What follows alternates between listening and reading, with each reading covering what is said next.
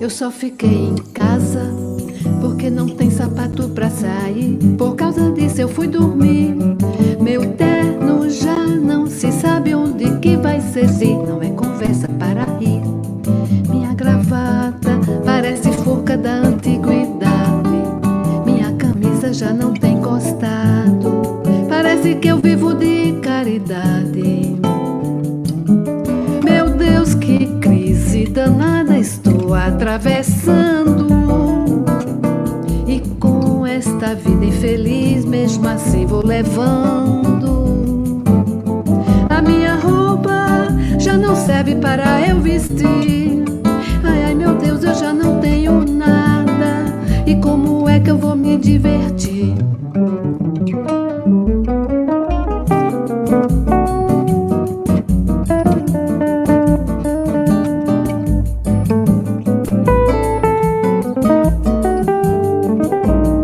Eu só fiquei em casa porque não tem sapato pra sair. Por causa disso eu fui dormir. Meu terno já não se sabe onde que vai ser. Se não é conversa para rir. Minha gravata parece forca da antiguidade. Minha camisa já não tem costado. Parece que eu vivo de caridade.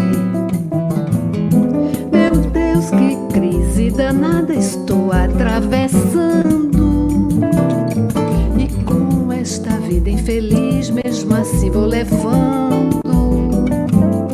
A minha roupa já não serve para eu vestir. Ai, ai, ai, meu Deus, eu já não tenho nada. E como é que eu vou me divertir? E como é que eu vou me divertir? E como é que eu vou me divertir? E como é que eu vou me divertir? E como é que eu vou me divertir?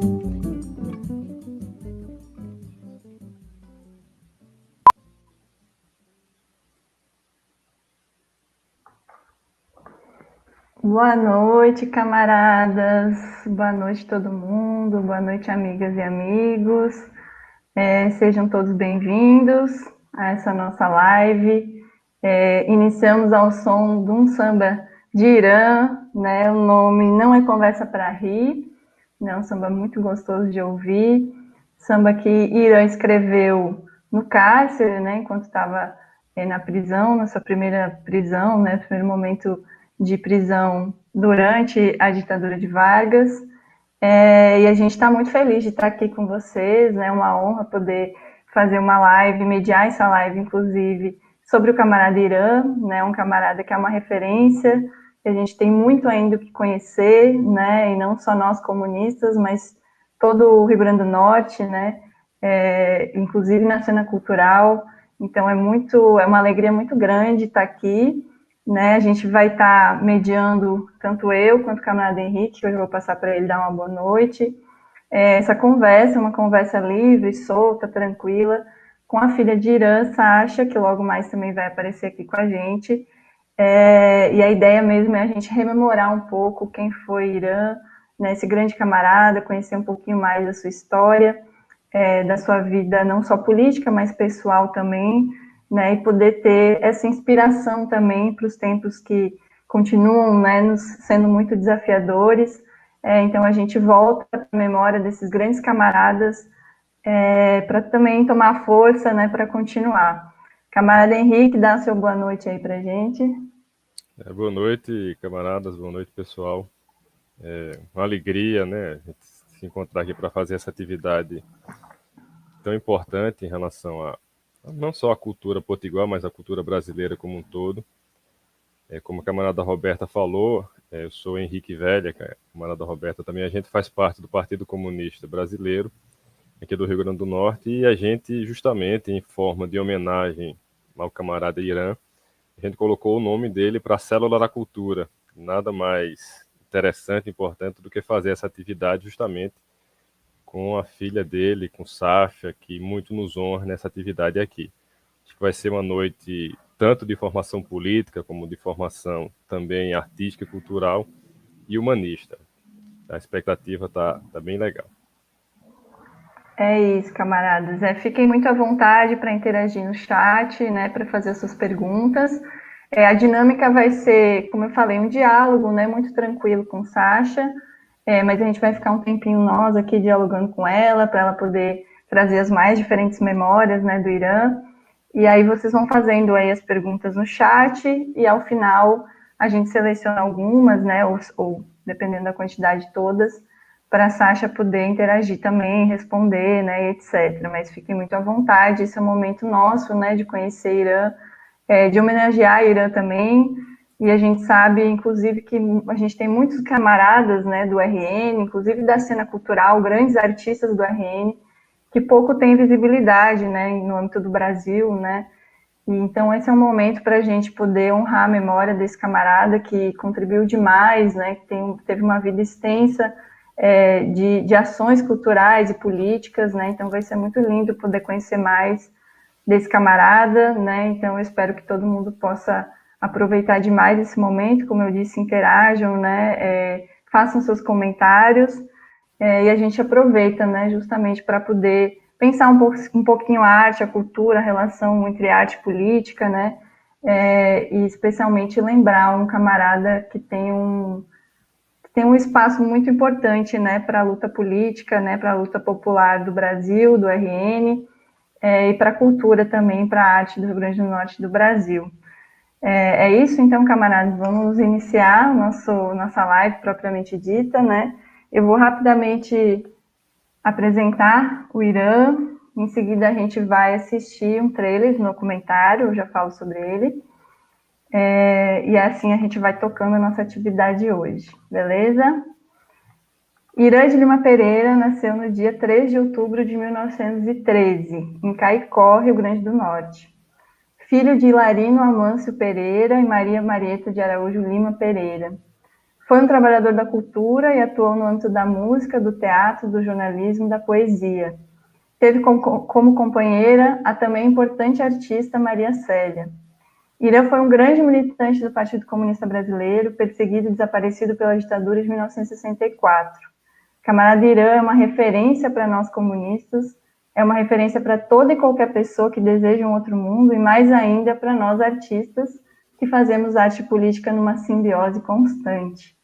É uma honra, como eu disse, poder estar aqui falando de Irã, né? Inclusive é emocionante poder resgatar a memória de um camarada como ele.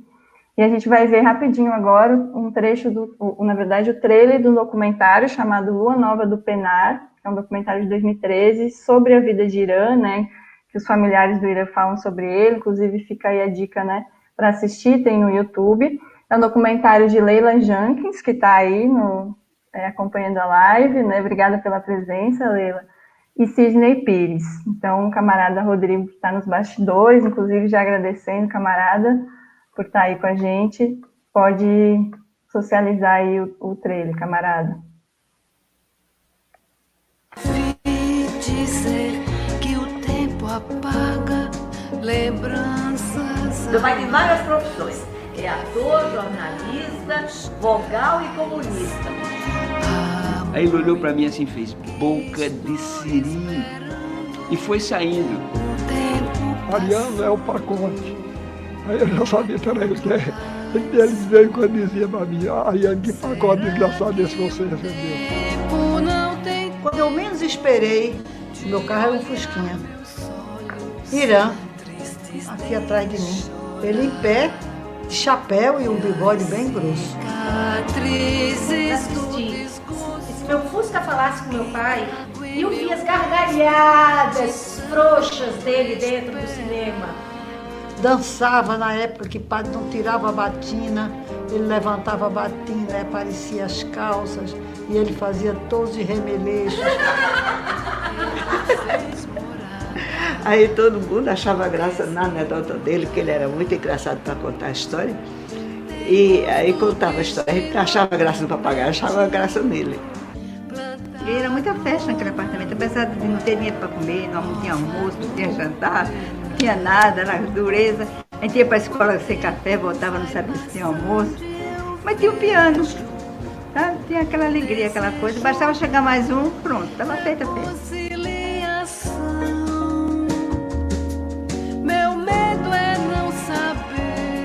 não era partido para eleição, era partido para transformação da sociedade. Nova do perdão. Meu medo é não saber se ela tem no peito a lua nova do perdão.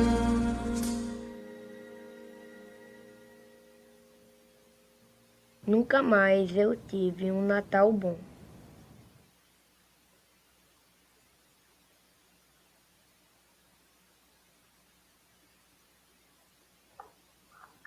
Muito emocionante, né? Só o trailer já é muito emocionante. Acho que Sasha vai comentar um pouquinho mais desse documentário.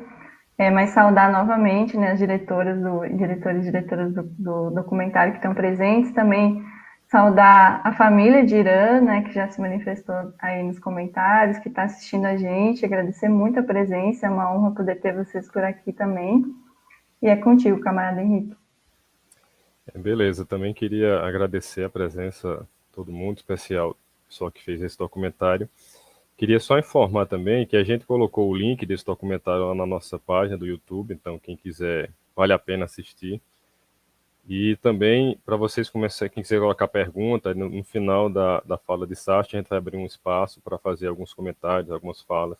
Que, na verdade, a proposta hoje é uma coisa também mais informal, fazer uma conversa mesmo, como a própria Sasha solicitou, uma conversa mediada, que tem esse título de memórias afetivas, né? Então vai intercalar tanto questões familiares, da vivência privada, da vivência familiar de Sasha, com o pai, com a mãe, com os irmãos, com as pessoas que por lá apareciam, e pontuando também elementos políticos e culturais, né?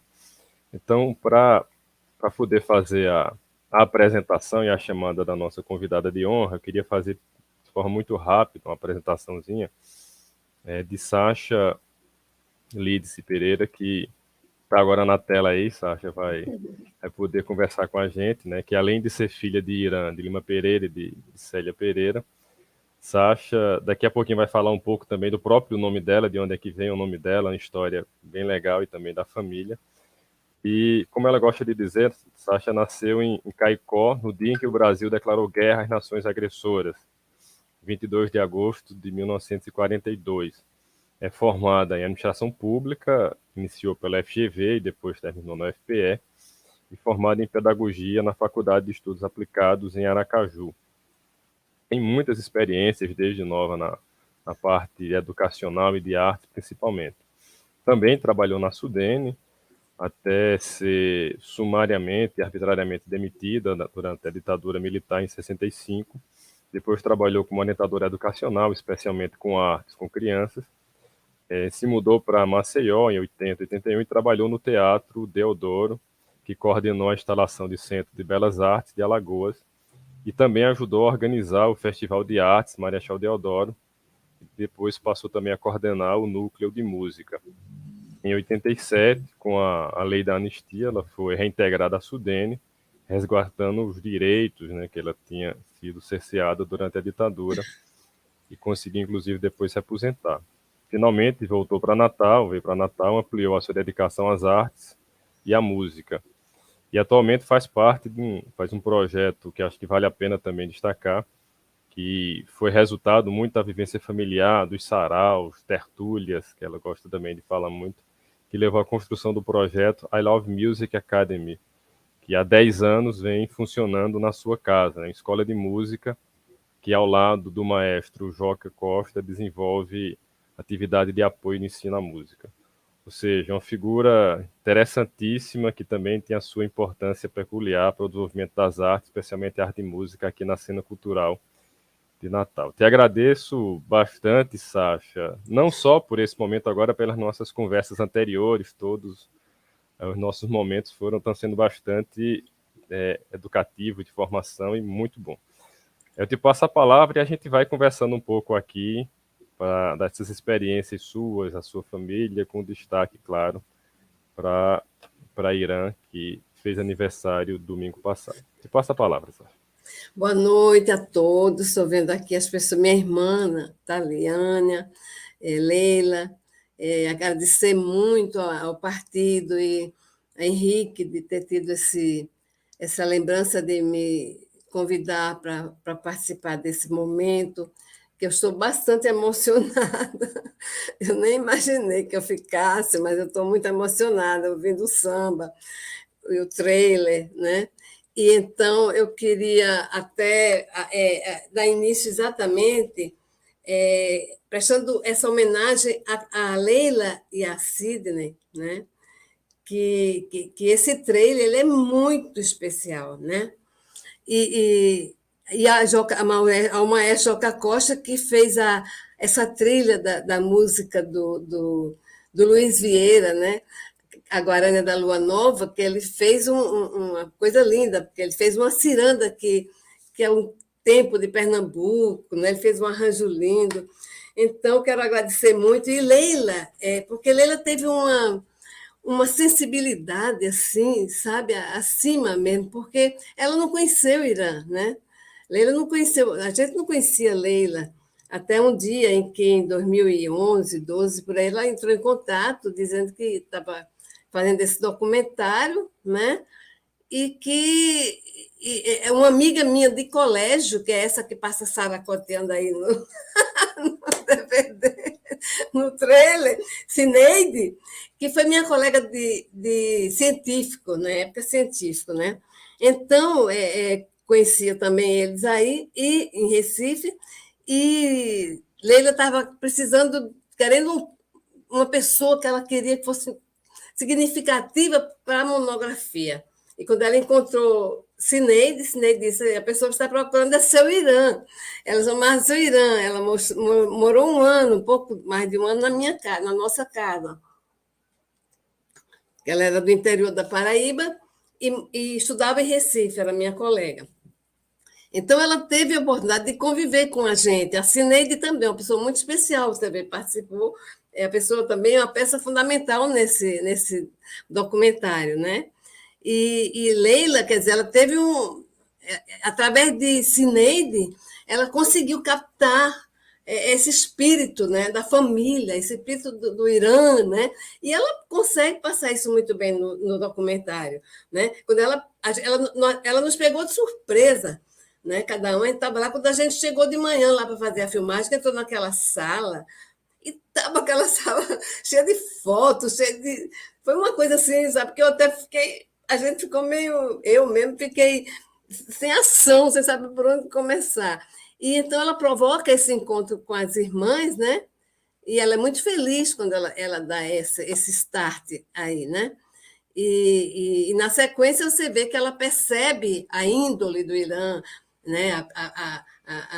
A peculiaridade dele, do humanismo, da arte. Então, Leila, Sidney, Cineide, Maestra Joca Costa, muito obrigada, porque vocês fizeram a beleza desse documentário. E o link está aí na descrição do vídeo, né? O link desse documentário, do documentário completo, né? Então, é isso aí. Agora vamos aí, no bate-bola. Sasha, então, já para a gente começar esse diálogo, queria que você falasse inicialmente um pouco do momento familiar, né? Porque a gente conhece mais o Irã como uma referência política e cultural também dentro do partido. E aí, nesse ínter, aproveita e fala um pouco do teu nome, que eu acho que é uma história legal, né? Como foi escolhido. Vou começar por aí, né? Porque é anterior, né? É quando eu nasci, né? Então, eu sou a segunda filha. E meu pai, ele já tinha um nome escolhido para o filho homem, né? Que era Sacha, em homenagem a Sacha Guitry, um teatrólogo francês. Meu pai sempre foi ligado em arte, teatro, música. E então ele ia homenagear o Sacha Guitry com esse filho homem, Sacha, que é um nome masculino, é russo. E o Sacha é francês, mas o nome é masculino, era para o filho homem. Nasceu a primeira filha, que é Nádija. Minha mãe, eles casaram em 40, né? Em Caicó, e eles se encontraram em Caicó, né? E em 40 eles casaram, em 41 nasceu Nádija, a primeira filha, veio uma menina. Eles vamos esperar a próxima. Aí a próxima, uma menina. Aí ele disse, não, agora não tem jeito não, vai ser Sacha. Aí ele começa a racionalizar. Bom, você termina em A, não tem problema, né? No brasileiro é A, Sacha é feminino. Aí eu vou botar Lídice. Aí é outra coisa que mostra assim, como ele, a sensibilidade dele e como ele era antenado, ligado e tinha noção dos valores, da importância de um ato, de um gesto, de uma homenagem. Porque eu nasci 2 meses e 10 dias após a destruição de Lídice, que foi em 10 de junho de 1942. E eu nasci no dia 22 de agosto. Ou seja, ele ouviu o quê? O noticiário naquele tempo era o quê? Era rádio, ondas curtas, vai e volta. Quem não conhecia ondas curtas não sabe. Vai e volta, vai e volta. Então, era ali que se acompanhava o noticiário da guerra, né? E quando Lídice, né, foi destruída no dia 10, e que eu nasci, ele já homenageou Lídice com o meu nome. Então, meu nome é Sacha Lídice, eu tenho muito orgulho disso, eu gosto muito do meu nome.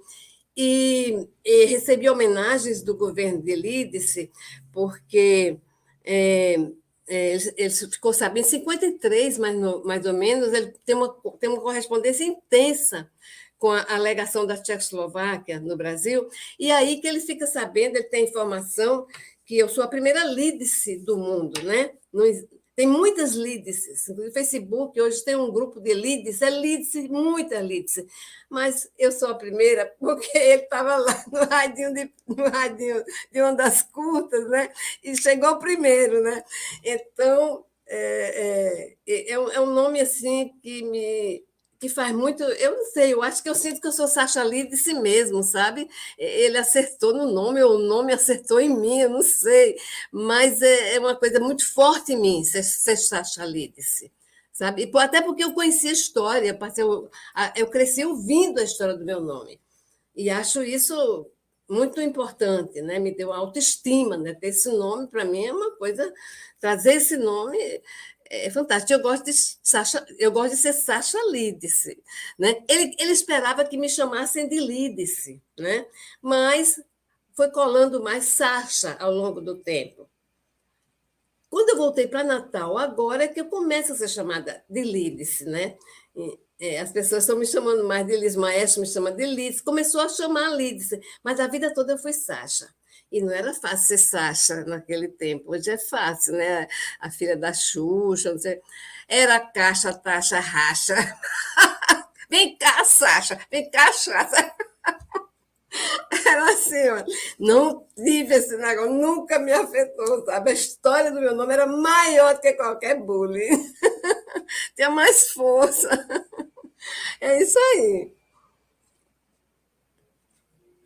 E o que mais agora? De que você falou que eu queria? A família, né? Meu pai veio, ele veio do Rio depois do golpe, não, daquela revolução. Quando ele foi para lá, com 17 anos, para o Rio, ele trabalhou nos Correios, né? Foi safeta, e depois ele se alistou ao Exército. Ele não tinha noção política, ele não tinha nada de consciência nenhuma de política, de nada. Mas aí ele morava, nessa época, em 32, 33, por aí, numa pensão no Rio de Janeiro, né, já estava alistado do Exército, já era soldado, cabo, eu não entendo essa hierarquia aí. E aí ele morava com um colega de quarto que era comunista, era do partido. Ele não sabia, ele não tem noção disso. E eu sei que quando chegou em 32, 33, 33, ele ficou até 35, houve muitas prisões, né? E passaram lá na pensão para levar um amigo, levaram ele junto, tá certo? Ele não entendeu nada. Mas, quando ele chegou lá dentro, ele começou a entender. Aí ele começou a entender. Porque ele, nessa época, ele teve o privilégio de estar ali preso com grandes quadros do partido na época, e que mesmo ainda jovens, se tornaram grandes quadros, grandes filósofos do partido, né? E então ali ele começou a ouvir falar de Marx, de matéria dialética, de uma sociedade mais justa, e ali que ele ficou comunista. Ele saiu dali Ele disse, é isso aí, isso faz sentido, né? Então, quando ele saiu da prisão, aí que ele volta para Caicó, ele começa a se aprofundar nos estudos e aí ele entra no partido, né? E aí, ao voltar para Caicó, minha mãe, coincidentemente, também estava voltando. Minha mãe também tem uma carreira artística desde criança, nessa época. Enquanto ele estava em 32 no Rio, ela estava em 32 em Ilhéus, né? E nesse período, ela estava se apresentando, minha avó produzia, e ela dançava, cantava, tocava piano, e fez turnê por todo o interior da Bahia, uma criança sozinha, fazendo turnê por todo o interior da Bahia. E nesse mesmo momento, né, ele estava lá no Rio de Janeiro. E aí, quando ele volta para Caicó, o meu avô era técnico de máquina Singer e era transferido também, de vez em quando. Então, coincidentemente, foi para Caicó e se encontraram lá. Aí foi assim, a mosca no mel, né? Não deu outra. Ela pianista, né? Muito bonita, muito singela, minha mãe, né? Também muito criada para ser pianista, não podia fazer nada, minha avó não deixava ela machucar a mão. Eles se encontraram. Bom, aí casaram, né? Combinaram lá o casamento e logo casaram em 41, mas aí já estavam se envolvendo com a questão da arte em Caicó, né? E promovendo espetáculo. E meu pai fazia crônica também no rádio, na emissora. Tem até uma crônica dele daquela época. Pronto, aí em 41 nasce a primeira filha, em 42 eu. 44, eles vão para Macaíba, ali também fazem teatro. Aliás, como é que chama? Rodrigo, vamos passar essa só para ilustrar um pouquinho, essas primeiras 3 imagens aí, só para a gente ilustrar um pouquinho essa. Né? Aí ele está no Rio de Janeiro, certo? Soldado, cabo, não sei não. A próxima é algumas fotos também dele aí no Rio de Janeiro, né? Aqui ele está feita, né, do Correio, essa pequenininha que está circulada. Ali em cima, ele fazendo caras e boca, como é que chama? Fazendo careta com aquelas máquinas automáticas, né? Por aí você vê a figura, né? Ligou a máquina automática e começou a fazer careta, né? E saiu aquelas fotos, e essas outras 2 fotos aí, também no Rio de Janeiro, nesse período, né? A próxima qual é, Rodrigo? Deixa eu ver. Sim, a próxima já é a minha mãe, né? Pianista, né? Aqui na Bahia foi capa de revista nessa época, que era uma revista da época muito cultural, muito importante. Aqui era na Rádio Tamandaré, em Recife, aqui pianista, aqui regendo uma orquestra feminina na Rádio Tamandaré de Recife, onde ela trabalhou, foi locutora, radioatriz, e esse programa era um programa que chamava-se As Mulheres Falam dos Homens, né? Só tinha mulheres, né? E ela comandava esse programa também. Aqui já foi em Natal, quando a gente voltou, essa foto é linda, né?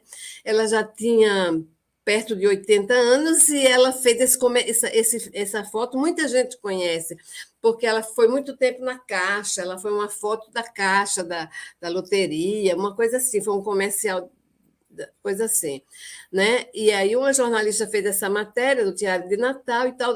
Qual é a próxima? Eu acho que eu já cheguei lá, na próxima.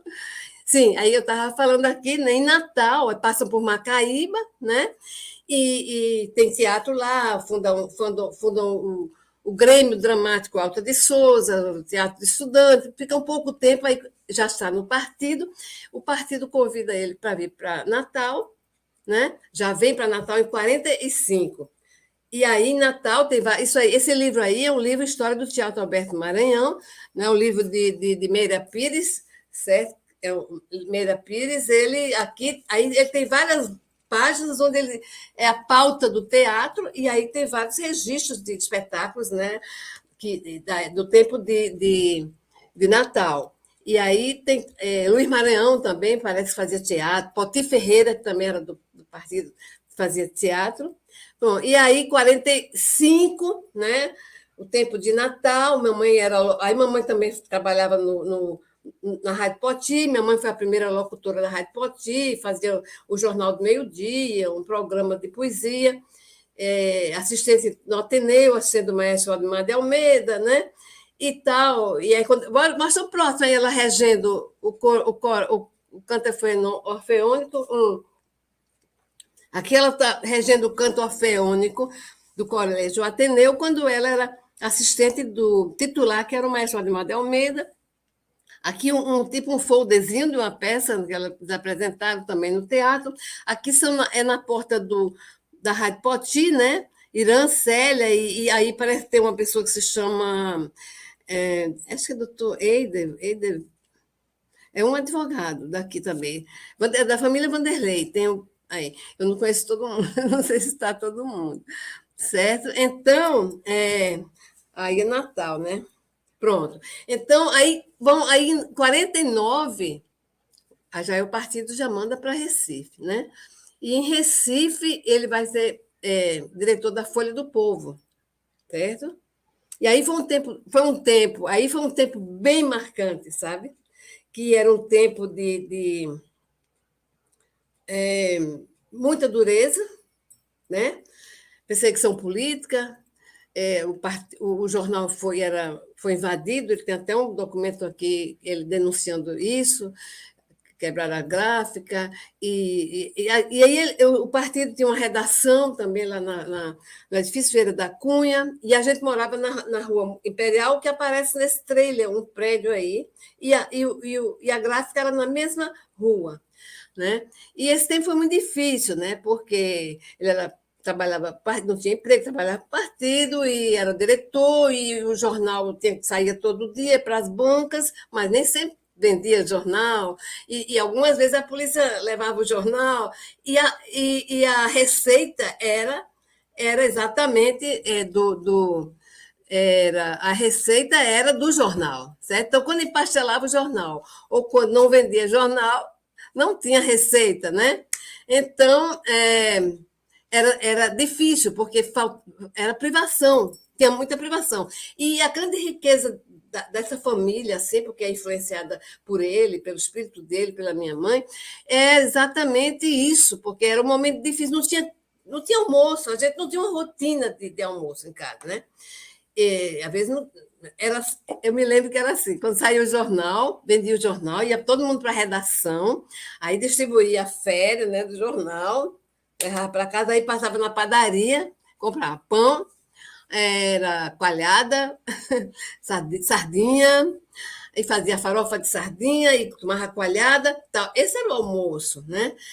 E muitas vezes a gente estava almoçando e tocava a campainha, aí parava, todo mundo parava, a mamãe dividia assim, sabe? Aí a campainha tocava, aí a gente parava, porque a gente sabia que era um companheiro que estava chegando com fome também, né, para comer.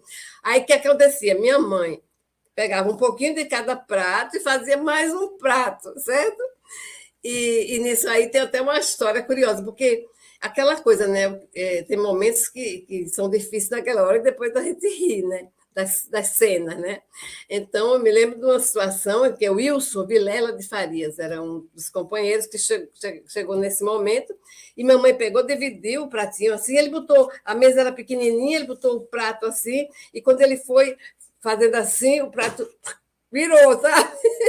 O prato virou. Aí olhou, assim, foi uma fração de segundo, uma coisa rápida. Aí, como não tem mais, não, só tinha esse, né? Aí ele faz assim, junta a perna, pega, bota o prato, sabe? Vamos almoçar. Quer dizer, então isso virou para. Ele fez assim, tá. Então virou muito tempo, a gente encontrava, o Wilson fazia, tá. Quer dizer, então, e era difícil. Mas, simultaneamente, né, com esse momento difícil, tinha aquele outro momento, porque aí à noite as pessoas chegavam e tinha mamãe tocava e tinha a tertúlia, meu pai declamava, minha mãe declamava, eles faziam mágicas, anedotas, meu pai contava piadas, que ainda hoje conta as piadas do meu pai, né? E então era muito movimentada a nossa casa, não só nossos amigos, colegas que chegavam, paqueras, essa coisa, né, nessa idade, mas também tinha reuniões políticas, né? E tinha ensaios, né, de teatro. Tal. Então, era essa dinâmica, quer dizer, não tinha uma rotina, uma alimentação, um almoço, porque era improvisado, mas tinha essa alegria, quer dizer, essa coisa junto, essa coisa que caminhava junto, né? Essa alegria e essa tristeza. Assim, então, era uma coisa muito muito peculiar, né? Nessa alegria, mamãe compõe, aí meu pai declamava, né? E aí tem umas poesias que meu pai declamava que marcaram muito para mim. Tem umas delas que marcam muito, por exemplo, Si, de Kipling, né? É muito lindo. Outra que me marcava muito foi Remeleixo, de Renato Caldas, daqui, né? Do interior. E tinha uma que era assim, um repente de João Passarinho, né? Que ele decorou e ele declamava. E essa daí eu guardei comigo e até hoje eu digo, eu declamo e está até no YouTube, eu gravei, está no YouTube. Né? E ela dizia assim: cantador que dá-se a preço, não se areia nem faz troça. Sujeito de bom calibre, depois de velho, remoça, quem beija a boca do filho, a boca do pai adoça. Nossa Senhora é mãe nossa, Jesus Cristo é nosso Pai, repente na minha boca é tanto que sobrecai. Quem beija a boca do filho, adoça a boca do pai. Digo a quem vem, a quem vai, digo a todos na jornada, mas vale quem Deus ajuda do que quem faz madrugada. Quem beija a boca do filho, deixa do pai adoçada. Esse mundo é uma charada, ai meu Deus, se assim não fosse, repente na minha boca ainda não acabou-se. Quem beija a boca do filho, deixa a boca do pai doce. Foi o inverno quem trouxe ao Ceará a fartura em casa de homem rico, gosto de fazer figura. Quem beija a boca do filho, deixa do pai na doçura. Quer dizer, o mote era quem beija a boca do filho, adoça a boca do pai, né? E o João Passarinho fez esse e ele declamava, e esse eu decorei. Eu gostava muito e tal. Então, isso foi um período, assim, marcante, né? Intenso, intenso, muito intenso. Isso é muito forte, isso está guardado, assim, né? Aí mais adiante, né? Aí mais adiante ele vai para a Secretaria de Administração Pública, né? Vai ser secretário de Administração de Miguel Arraes, né? Muda o ritmo da coisa, né? Muda um pouco, e aí, quando ele também já tem uma série de influências na cultura, no movimento de cultura popular, que ele... Abre aí, Rodrigues, tem até uma carta que eu recebi, medalha de educador que ele recebe da prefeitura. Eu já estava em 86, eu estava em Maceió, quando eu recebi essa carta, que a Prefeitura de Recife homenageando ele como medalha do educador, certo? Ele vem uma carta para mim, essa carta chegou depois do evento, eu respondo, né? E essa homenagem em 86, pela contribuição que ele deu à cultura e ao movimento de cultura popular, né? Ao teatro, porque aí ele era também cronista teatral, né? Ele fez aí foi quando na inauguração do Teatro do Parque, né? Ele fez a peça Pena e a Lei a Mandrágora, tem foto aí também, Rodrigo. Uma peça de Ariano Suassuna, né?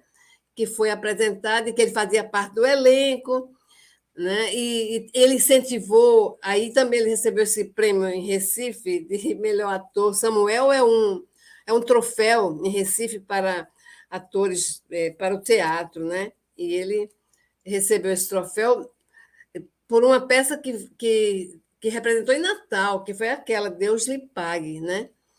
E também deu um suporte enorme a Eliana Caldas Silveira, aquela pianista, aluna de Valdemar de Almeida, tinha 17, 18 anos, ela muito talentosa, e aí ele soube do concurso Chopin em Varsóvia, né? E ela ficou louca para ir, ele Não, aí já é o relatório, aí é o relatório. O concurso Chopin tem umas cartas aí que ela foi, aí ele batalhou muito essa menina, ela foi para Varsóvia com o Valdemar de Almeida.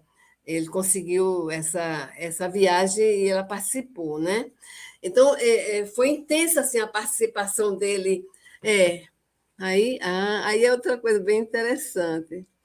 Isso, isso aí é um fato curioso que ele me conta. Quando eu estava no Rio de Janeiro estudando, ele mandou uma carta para me contar esse fato aqui. Ó. Era assim, na carta, eu vou até ler, porque 27 de março, Irã relata o seu espírito, né, típico de humor, a história do gravador que foi. A polícia foi roubada. Eles instalavam um gravador, estavam instalando um gravador no teatro, clandestinamente, num dia que era o 40º aniversário, 40 anos, do partido, e que Gorender ia ser o palestrante. Quer dizer, tudo legal, teatro aberto, não tinha, em 62 isso, né? E aí eles entram nos porões do teatro clandestinamente para instalar um gravador. E acho que foi meu pai que viu, falei, o que estão fazendo aí? Aí descobre, né, que a polícia está fazendo isso. E eu sei que quando chega no final da palestra, no outro dia, eles vão buscar o gravador sumiu. Então, isso vira uma piada, né? Os jornais, no outro dia, a polícia roubada. Inclusive, essa crônica é de Valdemar de Oliveira, né? A polícia roubada, a crônica dele, né? Isso tudo, esse material, a gente pode disponibilizar também para as pessoas lerem mesmo, né? Então, assim, foi um momento de muita intensidade. Recife, né? Eu não quero chegar ainda. Aí ele foi sequestrado em 61, né? Ainda secretário de administração da prefeitura. Ele estava saindo de casa, minha mãe estava grávida da última filha, que é essa que está aí, ó. Tá vendo? Ânia. Ela nasceu em 61. E nessa época, quando ele ia saindo para a prefeitura, quando um carro do Exército parou, e ele foi levado para dentro do carro, e aí andaram com ele horas, ele terminou em Fernando Noronha, e aí esse relatório que ele faz é belíssimo, é muito bom, e está disponibilizado aí no link na descrição do vídeo também, certo? Então, aí você, Henrique, puxa aí alguma coisa assim, porque é muita tangente que vai surgindo que eu vou me perdendo aqui. A conversa está muito boa, Safia. Você está enredando os pontos bem interessantes. Você está misturando coisa que justamente a gente quer aprender um pouco, né? A relação tanto pessoal de Irã como cultural e política. Eu queria só voltar um pouquinho para a gente ter um pouco da noção como era essa vivência doméstica de vocês.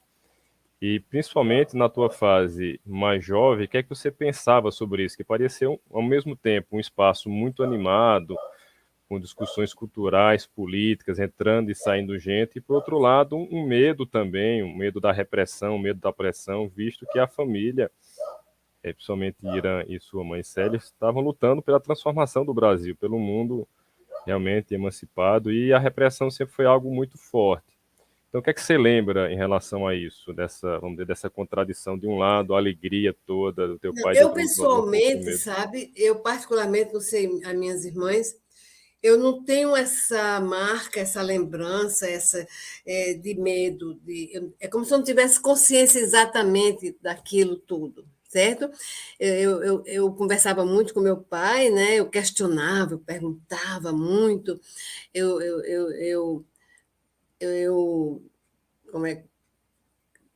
como é que eu quero dizer? Essas coisas que eu dizia, por que é assim? Por que tem que ser assim? E ele me explicava. E justamente quando houve o golpe, uma coisa que eu senti foi que eu perdi uma referência muito forte, né? Era meu pai que me dava toda a referência, que me fazia refletir sobre a realidade. E depois dele eu fiquei órfã, né, disso aí. Mas, assim, naquele período, sabe, eu não tenho marca eu não tenho. Eu, particularmente, não tenho. Eu sei que tinha perseguição, porque quando eu saía do colégio, eu vinha andando, aí eu ia para a redação, eu ficava horas na redação. Aí quando meu pai saía, eu saía com ele, ia para a padaria, comprar o almoço. Então, não sei, eu não tinha consciência assim de que era, sabe? Me acostumei com aquela rotina que era a nossa rotina. Tinha tanta música, alegria, teatro, que, não sei, parece para mim, isso, sabe, não foi uma coisa que pesou assim, que me marcou. Não foi, né? Eu fui ter mais essa questão depois de 64. Aí que 64 foi que eu senti que a coisa, porque né, já perseguição, invadiram nossa casa, levaram presa, eu e minha mãe, aí a coisa já foi mais, era real para a gente. Nesse momento daquela época, eu não tinha muita noção. Por exemplo, eu me lembro com a época, eu fui visitar presos políticos na penitenciária de Recife, com meu pai, e eu sei que estava lá Lupiano, né? Acho que Gregório Bezerra, não sei se Luiz Maranhão nessa época estava lá. Aquilo era uma coisa assim que eu olhava assim, eu não entendia exatamente o que estava acontecendo aquilo, sabe? Eu não entendia. Então, não chegou assim agora a pesar. Por isso que talvez, quando eu começo a falar disso, eu falo muito mais da alegria, dessa coisa que tinha, do que desse outro lado, sabe? Eu não sei porque ele falava, ele deixava para a gente tanto para mim, fala de mim, né? Ele deixava em mim tanto uma coisa de esperança, sabe? Ele passava com tanta, para mim, com tanta firmeza para mim, um mundo melhor, sabe? Que realmente só pesou depois. Quando aconteceu aquilo, depois, não sabe o que foi isso, né?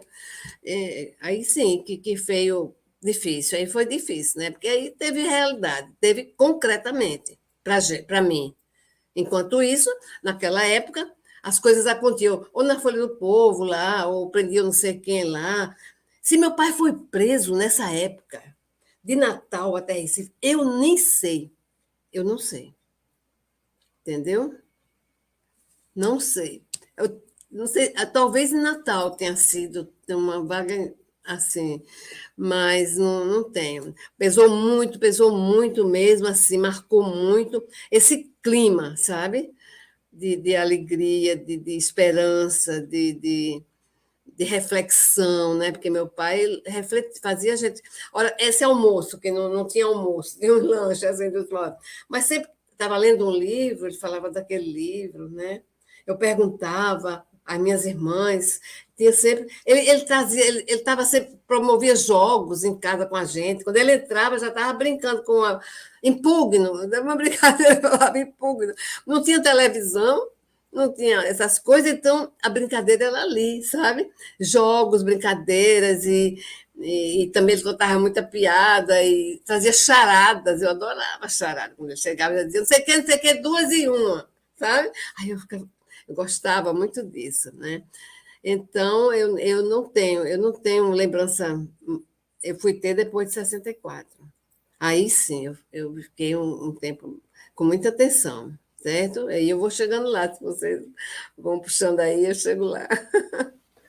Tá. E desse pessoal que transitava na tua casa, que parece que tem figuras muito importantes, né? Você falou o caso de Luiz Maranhão, Poti Ferreira, que são figuras da cultura potiguar de grande referência, né? E também outras pessoas, cita o caso de Ariano Suassuna, que até aparece no vídeo, qual era o contato que vocês tinham com esse pessoal, e fico imaginando, então, essa galera toda em casa, conversando, discutindo. Era bom demais. Devia ser um momento muito especial, né, de formação cultural, tudo. Era incrível, incrível, porque você veja, Procópio Ferreira, né?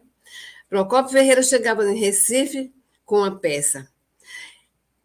Muitas vezes terminava, depois do espetáculo, lá em casa, né? Aí aquele pessoal ia todo lá para casa. Eu me lembro até hoje, Procópio contando as histórias do teatro. Eu conto, não vou contar aqui, que tem muitas histórias, e muitas histórias compridas. Mas eu ainda lembro das histórias que ele contava, né?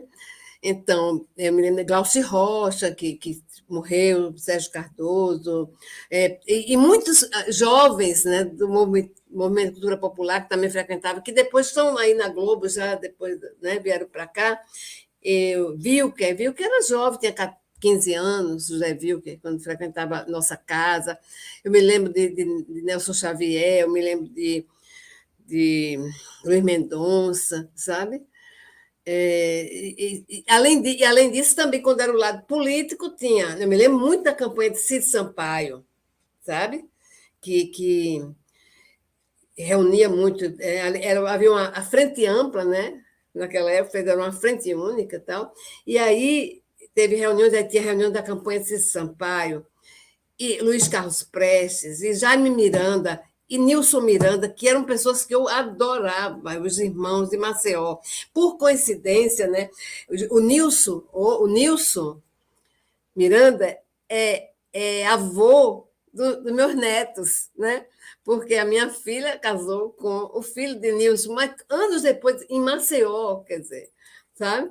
E Jaime desapareceu na mesma época do meu pai, né? Jaime era uma figura incrível, uma pessoa serena, uma pessoa, sabe?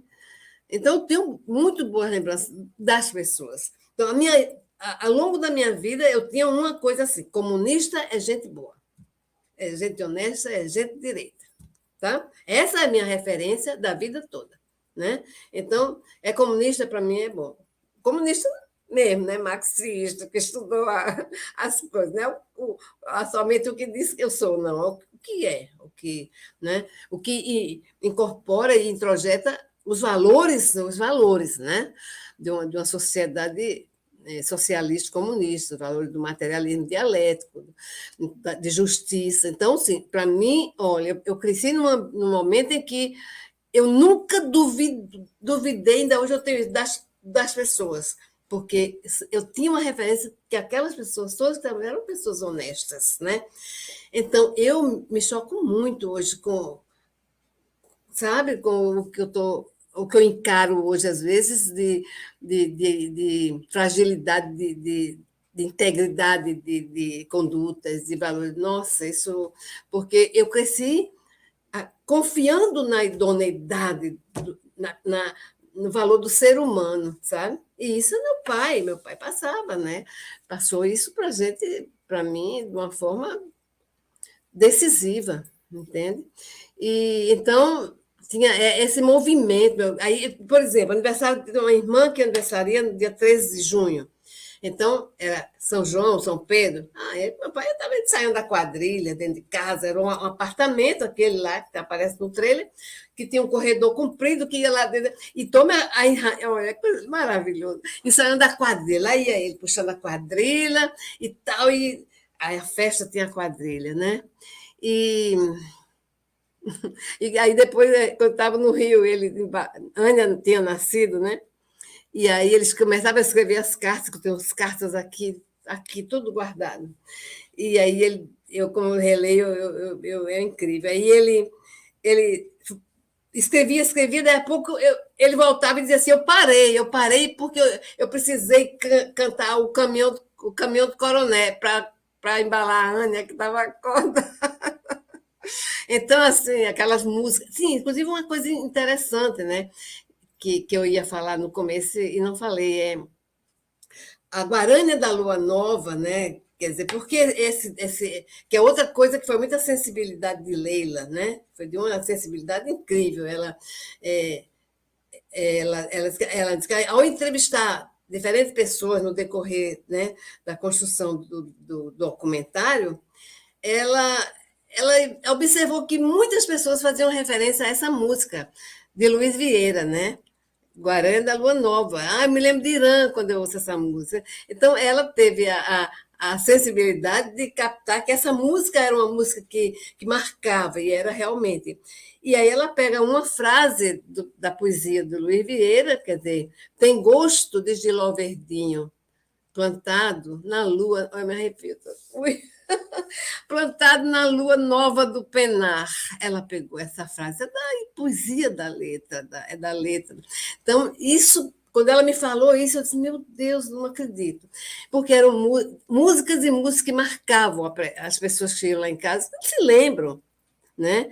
Marinês e sua gente, um disco foi lançado. Minha mãe toca, sim, minha mãe, ó, Chopin, Beethoven, a gente acordava, quer dizer, tinha essa coisa da música popular, a música erudita, né? Entende?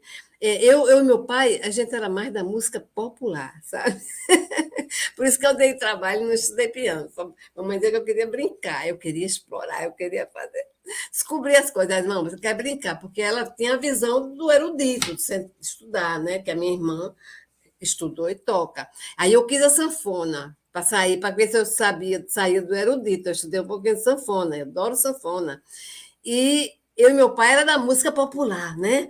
Então, a gente combinava e eu via, até na clandestinidade em São Paulo, né? Ele passava e dizia, ó, saiu um disco assim, assim, eu passo aqui para a gente ouvir, sabe? Então, música tipo eu fui muito de ouvir os cantores do rádio, né? Então, hoje eu me pergunto, eu sei muita música do passado, música brasileira, eu lembro. Dificilmente a pessoa fala uma música antiga que eu não lembro. E aí eu me pergunto assim, como era? Porque não tinha rádio na minha casa, não tinha radiola, como é que eu sei tanto? Quer dizer, eu acho que na época eu ouvia o do vizinho, certo? E as pessoas tinham o hábito de botar alto-falantes assim, às vezes na calçada, tocando músicas, né? E como eu era muito ligada, eu via muito, e a gente cantava muito, meu pai trazia as novidades, né? Então, tem uma música que marcou tanto, assim, quando ele chegou, disse, olha que coisa linda, olha que coisa linda. Olha, minha filha, que coisa linda. Tire o seu sorriso do caminho, que eu quero passar com a minha dor. Aff, Maria. Não é lindo, é lindo. Então, essa música eu canto até hoje, eu não consigo não cantar, entendeu? Então, e outras coisas, assim, eu tenho música de carnaval do Rio de Janeiro, por exemplo. É muita coisa que vem, né? Eu me lembro que tem eu sei tanta música de carnaval do Rio de Janeiro, por que eu sei, meu Deus? Não sei. Então, eu me lembro que a gente ia atrasado para a escola, a gente vinha de trem. A gente, nessa época, morava em Areias, em Recife, pegava o trem da Estação Werneck para a cidade, e da Central a gente ia a pé para lá, e no caminho passava na Rua Velha, e na volta, muitas vezes, eu subia e parava na casa de Marighella, que ele morava ali muito tempo, e eu passava muitas vezes ali para conversar com ele, e marcou muito minha vida, Marighella e Maria Clara. E uma vez o trem atrasou, aí ele disse assim, você vai fazer assim, vai chegar e vai dizer, professora, o trem atrasou, por isso eu venho chegando agora, trago aqui o memorando da Central. O trem atrasou meia hora, a senhora não tem razão de me mandar embora. Isso era um samba, né? Que era patrão, o trem atrasou. Entende? Então, é tudo muito... Nossa, eu não sei não dizer. Então, assim, música de carnaval. E em São Paulo, sim, aí em São Paulo, em dia 31 de dezembro de 74, né? Porque apesar da clandestinidade, eu explico que meu pai era uma coisa, ele nunca deixou de visitar a gente. Ele nunca deixou. Na clandestinidade, entendeu? Ele não tinha chip, né? Não tinha esse negócio. Era mais fácil, né? O pessoal andava muito atrás, botava o carro, ele gritava pela outra esquina, ninguém achava mais. Então, não era. Então, ele, frequentemente, ele ia na casa das filhas, nunca deixou de ir. Na minha casa, muito, porque eu tinha uma filha com paralisia cerebral que nasceu em 65, em Recife. Ele foi na... Olha só, gente, é a coisa de ligação forte com a família. Em 65, dia 8 de setembro, nasceu minha filha. Ora, 64 foi o golpe militar, e ele ainda estava em Recife, porque ele foi sair já no final de 65, né? Ele foi na maternidade me ver, em pleno... a perseguição política a ele escondido, ele deu. Aí ele chega na maternidade pela porta dos fundos, né? Aí vai entrando assim, diz assim: eita, menina, acho que eu errei a porta de entrada. Como é que sabe? Não tinha esse negócio de identidade, esse negócio. Então ele pegava pela cozinha e dizia: eu acho que eu errei o caminho. Eu estou com uma filha aqui, você me olha, sabe? E quando eu dou fé, ele está no meu quarto, no meu apartamento lá visitando, entendeu? Vendo minha filha.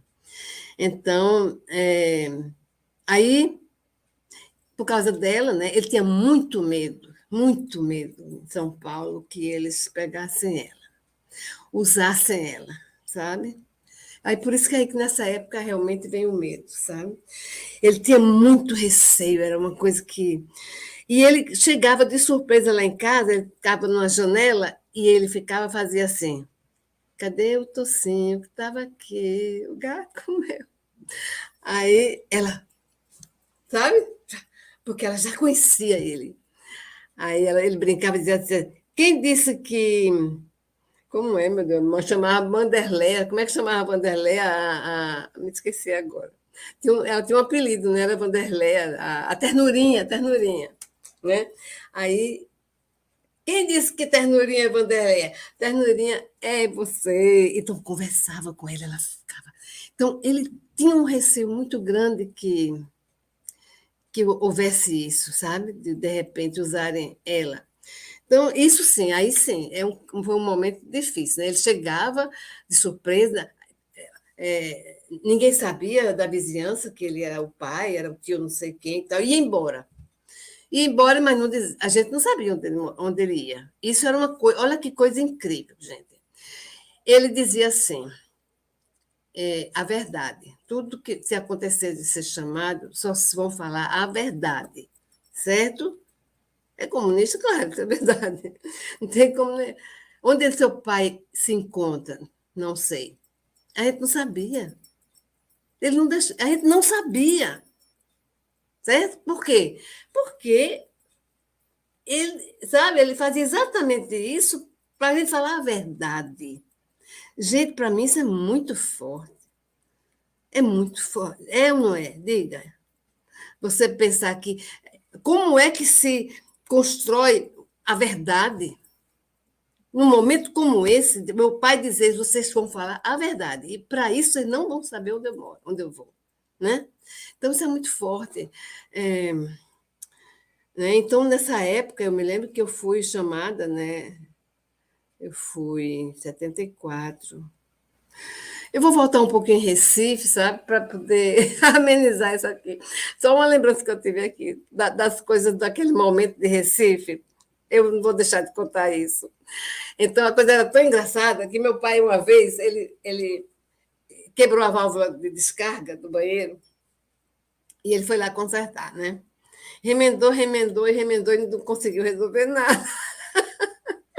Aí ele fechou a torneira do registro e pronto, e botou um versinho assim: acabou, não põe o dedo nessa válvula quebrada. Para descer, o segredo é na torneira fechada. Abra dita que a água desce, e com tamanha eficiência que a gente até reconhece que válvula não é ciência. Aí eu cheguei lá, vi aquilo, eu botei assim: acabei, foi ao segredo. A água logo jorrou. É bem melhor do que o dedo, a ciência que provou. Talvez por isso na rua que ele chama o doutor. Aí vem minha avó. Não invejo sua sorte, muito menos assassina. Fazer versos dessa marca, ser poeta de latrina. Aí todo mundo que entrava no banheiro e voltava, era uma risada. Quer dizer, então, isso aí não pode ser maior, não pode ser menor, sabe? Do que aquele lado que era o lado que a gente diz da perseguição, naquela época não era maior, né? Aí depois vem, né? Quando começa o golpe militar, eu me lembro que eu estava com ele, dia 1º de abril, meu pai estava abrindo uma gaveta, tirando umas roupinhas e dizendo a mim: minha filha, são 25 anos, no mínimo. Eu não acreditava naquilo, sabe? Como é que pode? No mínimo. E aí a gente vai, eu vou sair, mas a gente se encontra e tal. E ele saiu no dia 1º de abril.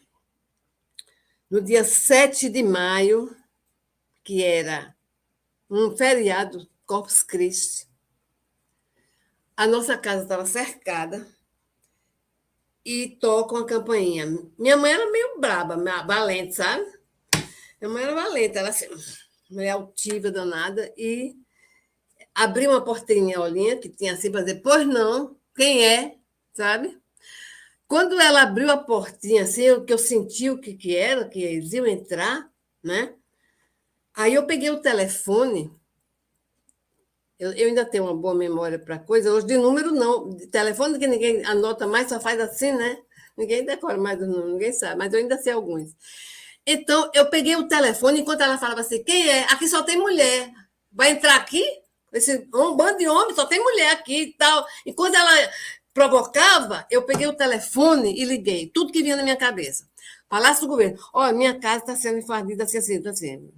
Palavra raiz do governador. Associação da Imprensa de Pernambuco. Olha, pessoal, nossa casa é invadida agora assim. Que o que veio, eu denunciei, certo? Quando mamãe abriu a porta, eles cortaram o fio do telefone, né? Então, naquele momento, não tinha mais como se comunicar, eu já tinha denunciado. Entraram, né? Fizeram uma. Naquela época, naquele momento, a gente não temia, eu digo a gente, estou falando de mim, porque eu não acreditava que viesse tudo isso, né? Mas a gente não temia ainda, porque parecia uma coisa palhaçada. O cara entrou na nossa casa e começou a mexer nos livros, tirar livro. Minha mãe falava assim, olha, eu sei que você levava esse daqui, ó, esse daqui. Já ouviu falar nesse livro? A Bíblia. Ó, Jesus, o primeiro comunista, o maior comunista foi esse aqui, subversivo. Leve esse, cara. Você já leu? Meu Deus, aí dizia assim, eu me lembro que tem os discos Orquestra Romântica de Cuba. Aí uma delas, não sei quem foi, olha esse disco aqui, vocês levavam, é de Cuba. Os caras não sabiam nada, levava, sabe, o disco. Pronto, eu sei que foi aquela coisa. Minha irmã pequenininha, essa que está aí, tinha 2 anos e meio. Sentada no sofá, ela ainda ficou 15 dias sentada nesse sofá. Quando eles foram embora, levaram eu e minha mãe, sabe? Lá fomos nós, presas. E aí passamos na comandos quarto exército, no comando do quarto exército, ficamos ali um pouco, aí eles chegaram lá e começaram a falar. A gente ouvia eles dizendo assim, não me manda mais vender mulher, não. Olha, naquele tempo como ainda era, né? Quer dizer, não tem isso, depois não tem mais. Por isso que eu digo, não começou, pelo menos ali foi assim. Então, não me manda mais prender mulher, não, manda prender macho, porque macho eu já bato e tal. As mulheres muito mal criadas, as mulheres umas víboras, não sei o quê, sabe? Desse jeito. Aí, acabou aquela manda para o RO de Olinda. Lá fui eu e minha mãe, para o RO de Olinda. Colocaram a gente lá. Quando entrou na porta do RO de Olinda, minha mãe, que era uma mulher guerreira danada, minha mãe lembrou que tinha um primo que era capitão do exército e servia exatamente ali. E a família da minha mãe, aqui em Natal, que era a família Leite, que até o irmão esse era Ronaldo Leite e o outro era um que foi secretário de segurança aqui, não me lembro agora o nome dele. Muito bem. Então, era Leite. Era Ronaldo. Aí ela disse assim, eu sou prima de Ronaldo e eu só passo desse degrau com ele aqui. Ele vier me buscar. Não saio daqui. Me pancou ali. Aí, manda chamar Ronaldo. E Ronaldo estava. E essa família da minha mãe, ela tem essa característica, sabe? Amavam, adoravam meu pai. Eles podiam apoiar ou não ser comunista, mas Irã era uma coisa a parte disso. Esse que era curioso, entendeu? Isso que era curioso. E aí, Ronaldo veio e disse, bota na ala dos oficiais, não encosta. Porque eu estava indo lá no MUC, lá, sabe? E aí a gente ficou 15 dias ali, esperando, nada. Aí vinha Coronel Ibiapina. Há muito quem lembre dele, claro. Ele foi o cara dessa época. Coronel Ibiapina. Aí chegava, Coronel Ibiapina, e aí? Onde é que está o Irã? Não sei, né? Porque precisa. Aí, nesse período, eles pegaram a gente dia 7, e da nossa casa, eles foram para a casa do meu ex-marido, agora, que é meu namorado na época, do Natanias, e do Ardigan, que era o namorado da minha irmã.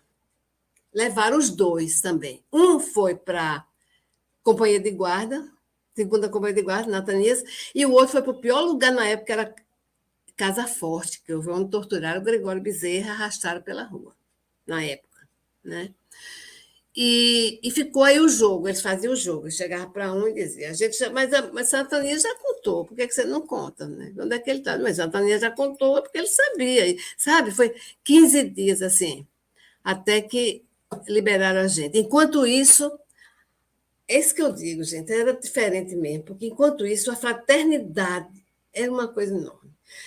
A família, Ronaldo Leite já mandou, já foi lá ajudar, os companheiros, os amigos, não faltou nada, era a gente chegando lá e levando e dando todo o apoio lá em casa, né? Pronto, aí depois liberaram a gente, né? Aí começou a ficar um clima complicado, né? Corre, meu pai estava escondido, está onde? Ninguém sabe. Mas teve uma época que... Aí eu me casei em dezembro de 64. Acho que foi antes isso. Ele estava escondido... Você veja, o que é Irã? O que é Irã? Não existiu, não. Olha só, Ariano Suassuna, que vocês veem aí, no documentário. Ariano Suassuna era um cara que ele dizia assim, eu sou anticomunista, não gosto de comunista, mas você escondeu Irã na sua casa? Não, escondi meu amigo Irã. Né?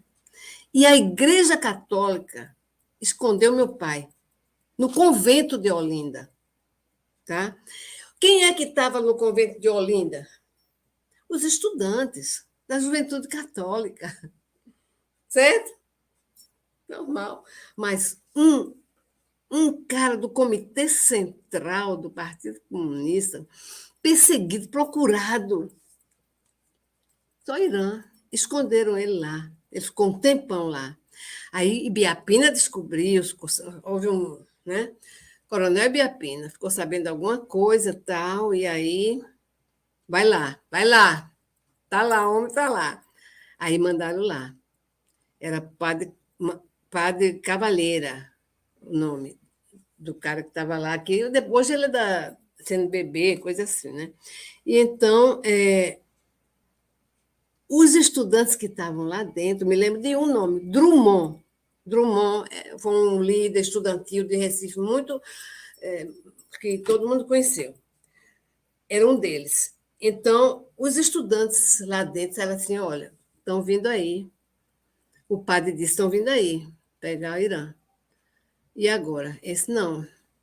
O senhor vai dizer que ele não está aqui e a gente vai se entregar. Sabe?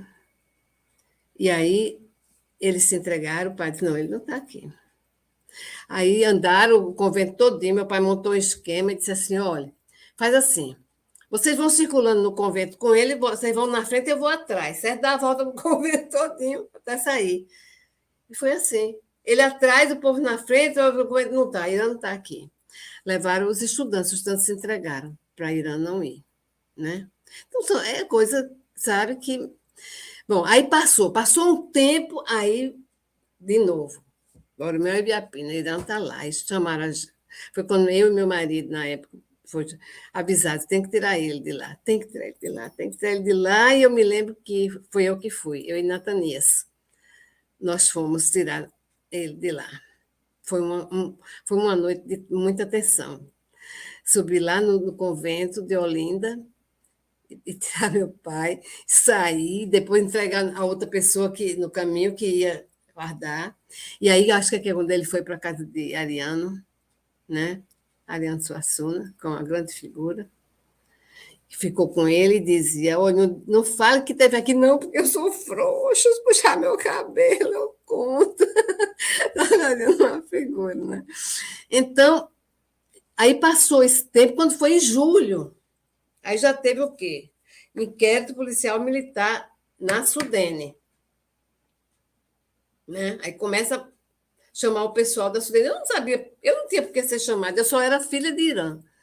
Eu nunca fui militante do partido, eu nunca fui militante, porque eu não tenho muito perfil de militância. Agora, eu posso dizer que eu sou marxista, assim, filosoficamente, mas assim, eu nunca fui militante, porque ele fez isso comigo, ele me deu esses princípios, ele passou isso sem. Quando eu fui ler o material em dialética, eu já tinha aquilo introjetado em mim, sem ter lido antes. Era uma coisa que parece que eu assimilava aqueles conceitos na prática da vida dele, entendeu? Então, aí fui para o inquérito policial militar da Sudene. Um dia me chamaram. Me chamaram e eu passei umas 4 horas lá, depondo, e eu me lembro muito que eles perguntaram assim: seu pai é comunista? Tem. E você diz que seu pai é comunista? Sim, ele nunca negou isso, e não é agora que eu vou envergonhá-lo, né? Porque certamente ele vai se envergonhar se eu chegar aqui e disser que ele não é. Porque todo mundo sabe que ele é, porque ele nunca se escondeu isso, e é por isso que vocês estão procurando ele, entendeu? Aí pronto, foi 4 horas ali de interrogatório, e agora acabou, assina aqui. Aí eu disse assim, não, primeiro eu quero ler, eu tenho que ler. Aqui tem a vírgula. Enchi o saco mesmo assim, sabe? Fazer uma coisa. Aí eu me lembro que, quando acabou, ele disse, leva ela para a Secretaria de Segurança Pública. Na realidade, eles queriam pressionar meu pai, né? Pressionar meu pai, para aparecer. E aí eu ia para a Secretaria de Segurança Pública, presa lá para o BUC, daquele lugar onde tinha todo, prende o ladrão, gente que se pega assim em flagrante, né? E aí tem outra coincidência, né? Me botaram lá no carro. Aí na hora de sair, eu tive uma presença de espírito assim, aquela do telefone, e essa agora, quando eu estava. Leva, aí eu disse assim: olha, eu tenho que ligar para minha mãe. Ele disse: não vai ligar para ninguém. Eu preciso ligar para minha mãe, eu estou menstruada. Eu preciso falar com a minha mãe. Olha que coisa. Eu acho que ele tem mãe, tem mulher, tem filha, né? E tocou, parece assim, a ideia. Tá? Aí ficaram assim, liga então. Eu pedia, né, roupa, coisa para ela, eu tenho que falar. Aí quando ele deixaram ligar, que eles ligaram o telefone, eu disse, minha mãe, estou me levando para a Secretaria de Segurança. Aí tiraram da minha mão e eu fui, né? Aí quando eu cheguei na Secretaria de Segurança, que eu fui descendo do carro, era o final do expediente, ia saindo o xerife lá, o chefe geral, que era Vinícius. É capaz que tem um sobrinho dele aqui vendo na época, que era da época lá também. Vinícius, ele estava saindo do expediente. E Vinícius era uma pessoa que tocava violão. E eu ia para a casa dele, e a gente cantava. E ele era policial, né? E a gente cantava e tal. E ele queria um bem muito grande a mim. E aí, quando eu disse que ele ia saindo, ele falou: o que é que essa menina está fazendo aqui? Aí foi presa. Presa por quê? Não tem nada a ver com isso, é o pai dela. Disse, mas foi presa. Ele ficou indignado, né? Aí disse assim, não, bota na minha... Ele falou, deixa lá no meu gabinete, na minha sala. Não mexe com ela. Sabe? Foi assim. E eu fiquei 8 dias naquele gabinete, na burocracia, todo dia, na movimentação do entra e sai, né, do expediente, e eu no sofá. Aí, naquela época, pessoas levavam almoço para mim lá, me lembro bem de Zé Carlos Vasconcelos, que era cunhado de Marcos Freire, que era ligado muito a gente, né? E aí ele mandava almoço para mim e tal. E nada de notícia de ninguém mandar me tirar de lá. 8 dias depois, o Vinícius falou assim, perguntou, cadê? O que é que essa menina aqui? Aí não tinha notícia, não diziam nada. Aí ele disse, vou soltar ela. Mandou eu para casa, assumiu. Sabe? Não era nada, eles queriam só mesmo pressionar meu pai, né? Então, eu tive essas duas detenções lá em Recife, né? E aí, pronto. Aí, quando nasceu minha filha, né, teve problema de trauma de parto, foi muito difícil, aí já foi uma outra batalha, né, na vida, tá? E foi quando meu pai já começou, já saiu de Recife, né? Tinha um filme, o filme Terra Sem Deus, que ele tinha feito, uma pontinha, né? Estava no cinema São Luís. Olha que coisa engraçada. E aí contava, não sei se era piada, dizia assim, como é que chama? Os tira aí não conhecem Irã, estão indo para o cinema para poder conhecer Irã, para aprender quando achar. Olha, cada vez. Então, do que dava para rir, dá para chorar, né? Essa é que é a questão, né?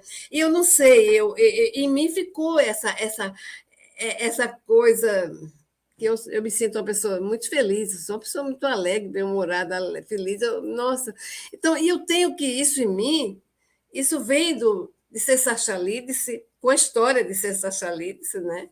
E de toda essa influência do meu pai, né? Do espírito dele. Aí foi quando a gente foi embora, né? Para São Paulo, eu fui de navio com a minha irmã Zódia também, tinha 18 anos, e eu fui de navio para despistar, para não haver, sabe? Com a criança com 3 para 4 meses, já com um sinal de hidrocefalia pelo trauma do parto, foi trauma, vomitando no navio, vômito já neurológico, sabe? E eu sozinha, a gente criança, eu criança, 23 anos naquele tempo, sabe? Aí eu me lembro que lá no navio uma pessoa disse assim, a senhora não desça, não. A senhora não suba, não. Não é, não vai, fica aqui em cima o dia todo, só vá na hora de dormir. Aí ia para esquentar mamadeira, lavar fralda na pia. Aí chegamos 3 dias depois no Rio de Janeiro, e uma das coisas mais lindas que uma das imagens mais lindas que está aqui na minha retina gravada para sempre é a entrada de navio na Baía do Guanabara, sabe? Muito bonito, muito lindo, não esqueço. Pronto, aí chegamos no Rio, né? Tudo difícil, tá? Meu pai na clandestinidade e tal, e ficamos um pouco no Rio. Aí a Tita Clarice, a minha filha, estava no médico, aí identificou que ela estava com hidrocefalia, foi para São Paulo, e isso junto, sabe? Meu marido também era perseguido político, porque ele também foi do partido, e ele estava com prisão, ele teve, como é que chama? Prisão preventiva, ele ficou lá, prisão preventiva, né? Era da Sudene também, e foi perseguido, tanto que ele estava meio numa quantidade de desempregado, e aí, lá em São Paulo, lá no Rio, ele não foi esperar a gente, quem foi esperar foi Sanderson Negreiro, daqui de Natal, amigo dele, acho que é isso o nome dele. Estava lá, foi quem nos recebeu, e depois no Rio. Pronto, aí fomos para São Paulo, né? Aí pronto, a grande lembrança que eu tenho em São Paulo, aí sim, tensão, Clarice, tem uma convulsão, corre, leva para o hospital, e a Letícia nascendo, porque Clarice nasceu dia 8 de setembro de 65, Letícia nasceu no dia 24 de fevereiro de 67, Carlinhos, 13 de agosto de 69, né? Tudo em São Paulo. E aí era muita coisa, era tenso, né? Muito. Tá? Mas aí tinha os festivais da Record, gente. Né? Eu sou contemporânea. Toda noite, Festival da Record. E tinha comentário, meu pai, você viu aquela música, não sei o quê, sabe? Então, eu tenho um privilégio assim. Quando eu estava no Rio de Janeiro, a época de 60, era a Bossa Nova que estava assim, sabe? Então, lá em Ipanema, esse negócio. Quando eu estou no Rio, os festivais da Record. Então, a música, né, sempre marcando, né, por onde a gente passava, né? Aí a Record, os shows de Elis, Regina, e depois chegou minha outra irmã que veio depois, Nádija, e Aí foi outro tempo bem, bem difícil, bem complicado, bem complicado. Até que, como eu disse, ele visitava a gente no Natal, ele não deixava de passar no Natal, no Ano Novo, na casa da gente. Acho que Natal era na casa de Nádia, no Ano Novo era na minha casa. E naquele 74, que ele estava lá em casa, aquela noite, e brincando e tal, e depois ele disse para mim: olha, tem umas coisas novas aí para a gente ouvir, viu? Tem umas músicas novas, vou passar aqui daqui uns 15 dias para a gente acompanhar. Ele já tinha me dado um sinal, não é nada de místico nem de adivinhação. Ele já tinha me dito que estava sentindo que estava sendo acompanhado. Ele já tinha me dado esse sinal. Então, quando ele disse daqui 15 dias eu volto para a gente ouvir as músicas, eu senti que ele não voltava mais. Ali eu disse, não volta, meu Deus, será que vai? Estava com medo danado, meu Deus. Aí, realmente, não voltou. Aí, de novo, minha mãe foi presa. Aí minha mãe foi presa pelo Código DOI, foi torturada, chegou a ser espancada, tomar choque, e, num dado momento, foi liberada. Pelos levantamentos que a gente faz, ela deve ter sido liberada quando eles encontraram ele. Entendeu? Isso era fevereiro, começo de fevereiro. Eu me lembro que até minha irmã falou assim, minha mãe estava presa, me lembro que ela disse, Sasha, tinha um encontro com minha mãe marcado no Carrefour, tal dia, tal hora, você vai e vou. Se ele não aparecer, sabe? Ponho a roupa de domingo e pode me esquecer. Tudo para mim vem música, sabe? Vocês conhecem, né? A música de Chico Buarque, né? Mas passando o ano eu não vindo, põe a roupa de domingo e pode me esquecer. Acorda, amor. Então, eu fui no Carrefour. Eu dava 500 voltas, porque eu falava, não, ele não está aqui, mas ele está do outro lado. Eu não estava. Eu não estava. Voltei para casa, eu tinha o problema da minha filha, em 75, ela já tinha 10 anos, né? Não andava, não falava, era dependente, já tinha os outros 2, né? E passou uns dias, aí um dia eu estou em casa, meio-dia, eu estou saindo para pegar Carlinhos e Letícia na escola e Tita na cadeirinha dela, tem uma cadeirinha própria. Nesse período, a vizinhança conhecia seu tio não sei quem, que chegava lá em casa, sabia quem era, mas não sabia que era meu pai, dessa história, não sabia nada disso. E aí, quando eu fui para uma D20, né? D20 lá na porta, aí eu desce assim, a gente veio, tem ordem de prisão, a senhora está sendo convocada, uma coisa assim. Eu disse, prisão por quê? Tem a ordem de prisão, não sei o que. Não. Aí eu disse, não vou não. Ele disse, não, tal. Eu disse assim, não, então vou ligar para o meu advogado. Aí deram risada de mim, né? Vocês têm advogado? Não tem negócio de advogado. Mas aí eu fui e liguei para Natanias, estava trabalhando. E eu disse, olha, estou sendo levada agora e venha para casa, porque vou deixar a Tita. Aí chamei a vizinha, aí fiz um barulho na porta, fiz, porque ninguém sabia de nada, ficou todo mundo assim, mas pelo menos sabiam que tinha me levado, né? E aí Natanias veio e eu fui. Eu fiquei 4 horas no DOI-CODE, encapuçada, depondo. O que dá para rir, dá para chorar, essa história toda, né? Tem tanto de rir quanto de chorar, não tem como, emociona mesmo. E aí, quando eu. Quem ia ao meu lado? Quando eu entrei no carro, estava Eliane Caminha, esposa de Abelardo Caminha, de Recife, que também era do partido, na época estava em São Paulo. Dias antes, eu tinha ido à casa deles, que ele havia perseguição e tal, eu tinha peguei os filhos dele e entreguei a outras pessoas para tomar conta, Eu tinha ido lá. E aí, quando eu vou entrando assim, naquela entradinha do ICOD, aí me botam um capuz, certo? Aí pronto, aí você já não sabe mais onde você está pisando, né? E aí, por aqui a gente vê que é um pátio, olhando assim, é um pátio, e eles ficam empurrando, você com medo, não sabe onde está pisando, mas ele sabe empurrando, criar esse clima de instabilidade, né? Insegurança. E aí eu entro numa salinha. Eu fico um tempão naquela salinha até que chega alguém, um deles, né? É o bonzinho, aquele que, poxa vida, né? A senhora aqui. Mas não tem nada com isso, né? Tá vendo?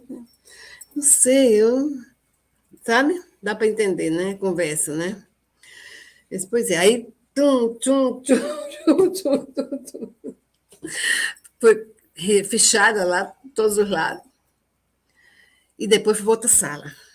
Aí fiquei num banquinho sentada, não tinha encosto, encapuçada. Só teria a capuz para fazer foto, né? Encapuçada, 4 horas sentada naquele banquinho, respondendo as perguntas mais cretinas, porque não tinha nada a ver. Ali eu disse, meu pai, eles prenderam. Ali eu caiu a ficha. Porque até então, meu pai estava desaparecido, mas a gente quieto. Por quê? A gente não sabia, podia abrir. Porque antes a gente falava no jornal, desaparecido e tal. Não vamos falar, ninguém sabe se ele está em algum lugar para sair, a gente, né? Não. Aí ninguém falava, estou esperando notícia. Aí,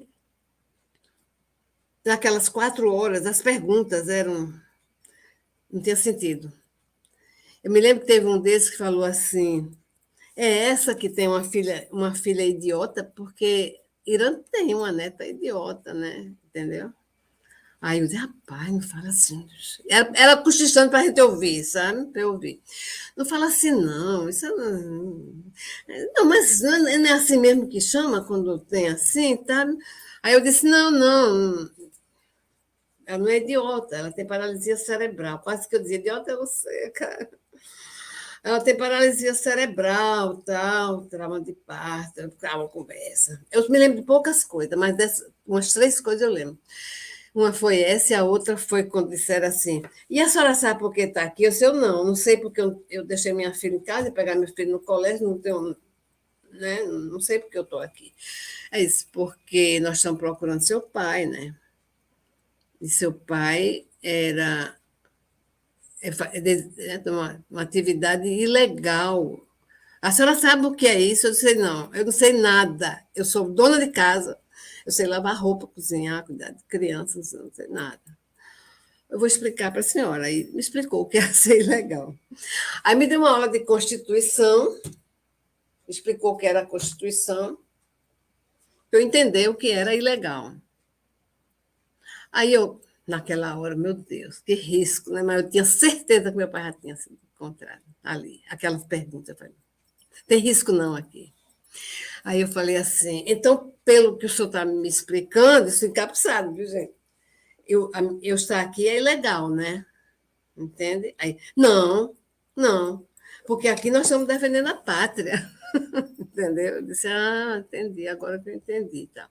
Outra coisa que eu lembro, aí nesse momento eu percebi que minha irmã Zódia também estava lá.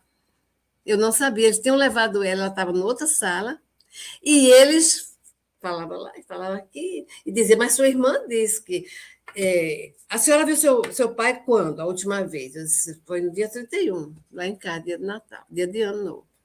Aí vinha para cá e dizia, sua irmã disse, não, ela viu há 3 anos atrás, eu não sei, eu vi dia 31. Aí eu sei que vou macarear, tudo mentira. Tudo encenação. Aí lá para as tantas, um deles disse assim, faça um favor, vamos fazer uma coisa? A senhora não tem o que estar fazendo aqui mesmo, a senhora não tem nada a ver com isso. Não é justo.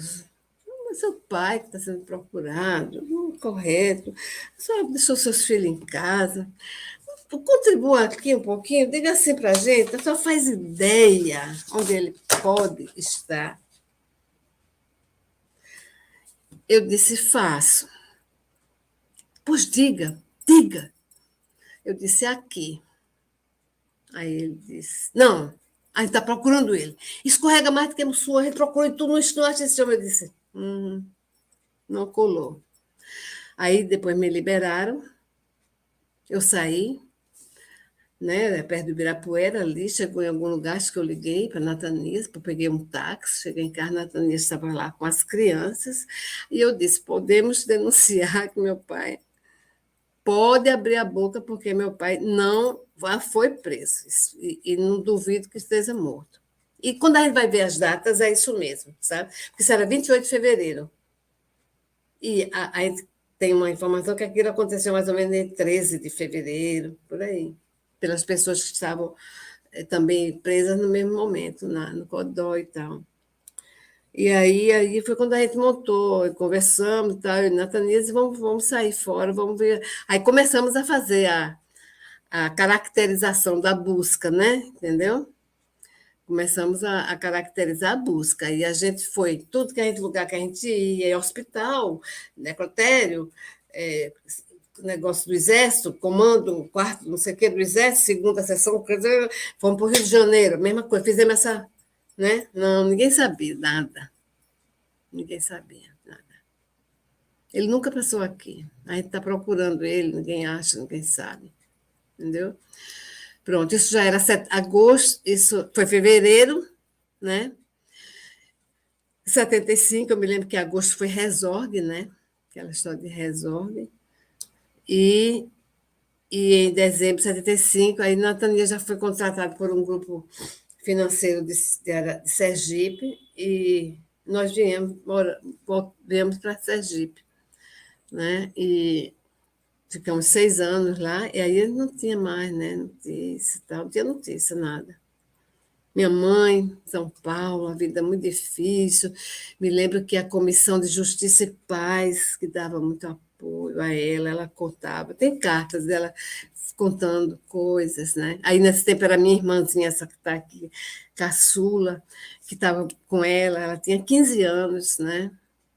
Mais ou menos isso, eu acho. E estava difícil, muito difícil. Aí a gente estava em Sergipe, e depois foi quando a gente se separou, tal, depois fomos para Maceió, morei em Maceió, nada. Aí veio 87, veio a lei da anistia, né? E aí eu fui reintegrada à Sudene, aí fui para Recife, fui reintegrada à Sudene, e assumi, pedi demissão. Nessa altura eu era funcionária pública, eu era técnica de educação da Secretaria de Educação Sergipe. Eu tinha feito concurso, eu era lá. Quando eu vim para Maceió, eu fiquei à disposição do Estado. E aí, eu estava trabalhando já na Secretaria de Cultura, né, quando eu estava no núcleo de música. E quando eu tive que ir a Recife, aí eu pedi exoneração lá do cargo que eu estava, e pedi demissão a Sergipe e vim para Recife para me reintegrar à Sudene, né? E aí, quando eu cheguei lá, porque eu nunca gostei de birô, né? Não dava certo, negócio de birô. Eu tenho um birô, você é proprietário de um birô, eu tenho gaveta, não dá. Imagina, eu fui demitida logo no começo, passei a vida trabalhando assim, tendo coisas que eu inventava, né? Que eu não tive emprego mais, mas eu nunca deixei de fazer nada, eu inventava coisa, eu fazia uma coisa, como até hoje, né? Eu sou assim. Então, emprego assim, não tinha, nunca tive. Então, quando eu voltei para a Sudene, eu disse, vixe, não dá não, para eu ficar tomando conta de birô. Ou eu vim todo dia aqui para assinar o ponto, para justificar uma aposentadoria, esperar mais um pouquinho. Aí eu consegui ir para a creche dos filhos dos funcionários, né, da Sudene, que eu já era educadora, né, já tinha minha formação em pedagogia, eu consegui. Aí eu fiquei lá, e já deu uma aliviada, né? Aí foi quando Natanias veio para Natal, foi secretário de planejamento de Geraldo Melo, e aí a família começou a vir. Carlinhos veio com o pai, depois Letícia tinha ficado em Maceió, veio, e eu em Recife, falei, não, quero ir embora, quero ir embora. Aí foi quando tinha o escritório aqui, e eu aperrei muito pessoal lá, e me colocaram aqui no escritório, e aí, logo em seguida, eu pude me aposentar, porque veio o regime jurídico único, né? E eu já me aposentei com 30 anos, porque contava esse tempo, né? Eu tinha, mas teve 2 anos que era da licença-prêmio, coisa assim, que completou os 30 anos. Eu me aposentei, né, em 91, olha, 49 anos. Que bom, né? Porque eu agora vou fazer o que eu gosto. Eu não vou mais. Nunca parei, nunca deixei de fazer coisa e tal. E hoje eu faço muito o que eu gosto, né? Estou aqui, eu com o maestro Joca Costa, nessa escola de música, eu faço isso com. Eu gosto muito do que eu faço aqui. Tá? É uma escola que não se propõe a ser grande nem nada, mas ter uma qualidade, porque ele é o gigante mesmo da música, e eu sou muito feliz aqui fazendo isso. E eu cheguei hoje, e agora? E ninguém me interrompeu para perguntar nada. Foi muito bonito, Sasha, que você falou. Se fosse interromper, ia cortar a emoção toda. A gente avançou um pouco na hora. Eu queria te agradecer tanto pela coragem como pela delicadeza de narrar esses fatos todos. A gente sabe que, mesmo você tendo mostrado que é uma mistura de alegria, mas também tem momentos de tristeza, de dor, mas é importante para a gente saber tudo isso, né? Ficou um ensinamento para a gente, bem bonito. Se a gente pudesse, ficava conversando aqui bem mais tempo, né? Tem alguns outros materiais, tudo.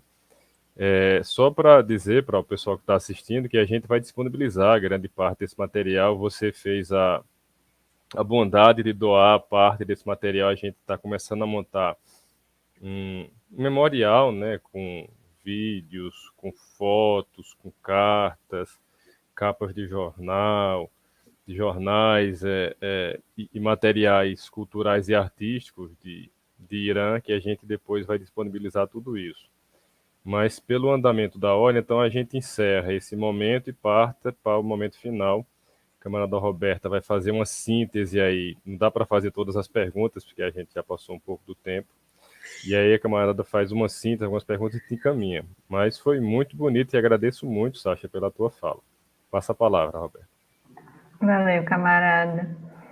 Sasha, um prazer enorme te ouvir, assim, a gente não interrompeu por isso, assim, dá para ficar a noite inteira te ouvindo, é lindo a forma que tu narra, é emocionante, acho que a gente vai se emocionando contigo, tanto na alegria, né, quanto nos momentos difíceis. Eu acho que a história, ela é feita dessas contradições mesmo, e eu acho que você fez perfeitamente todo esse resgate, né, inclusive muito emocionada, né, e nos trazendo emoção junto.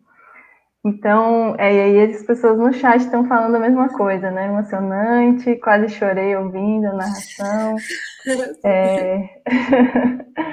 Fica muito à vontade, assim, eu acho que o momento era esse mesmo, né? Eu acho que era um momento para você também poder resgatar isso, né? Ter esse espaço, então para nós é uma alegria muito grande poder ter proporcionado isso para você e para nós.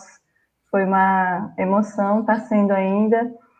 E para finalizar, assim, eu vou te passar para as considerações finais, né? Se você conseguir falar, mas eu acho que o que a gente consegue tirar muito da memória do Irã é essa capacidade muito humanista dele, né? De vivenciar a vida, que passou isso muito para vocês, né? A forma de interagir com a política também, né? Sempre com a ternura, com a alegria, com uma perspectiva, né, de humanidade, de sociedade.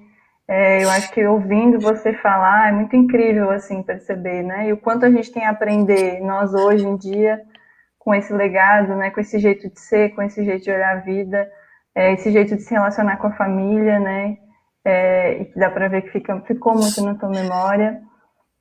Então, para finalizar, se você puder fazer essas considerações finais e dizendo um pouco para a gente que legado é esse, né? Sim, o que a gente tem a aprender com Irã? Eu vou ser bem rápida, já que eu vi o horário agora, que eu chego a me surpreender, mas Tá realmente tranquilo, foi passa ótimo. que a gente não vê, né?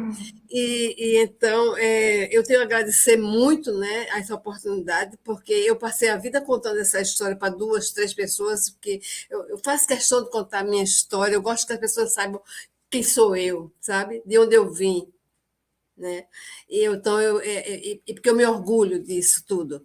E essas lágrimas uma de alegria, outra de tristeza, porque realmente anda junto. E então, para finalizar aqui, pedir desculpa pelo adiantado da hora, agradecer a todas as pessoas que estiveram aqui, a vocês.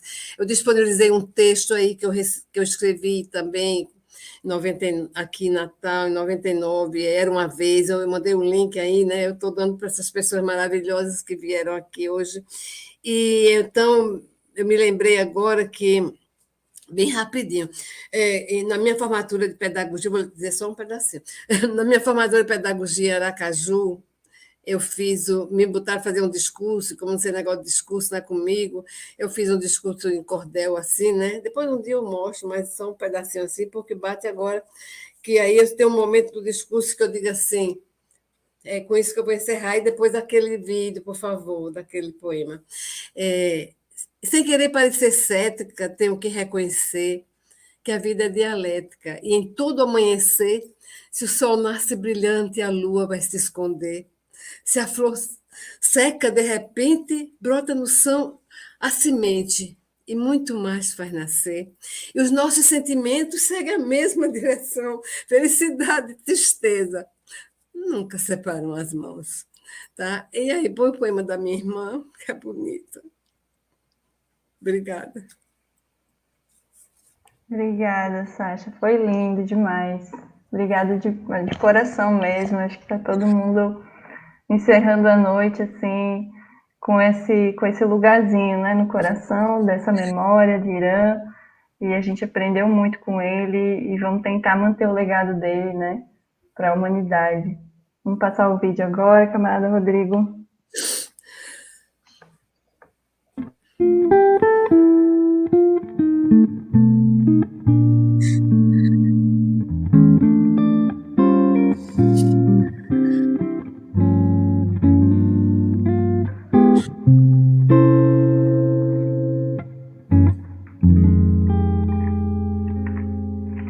Quando seu sorriso tão bonito enchia a sala de guizos e de alegria, a vida ficava tão linda, somente um sorriso existia. Toda a alegria da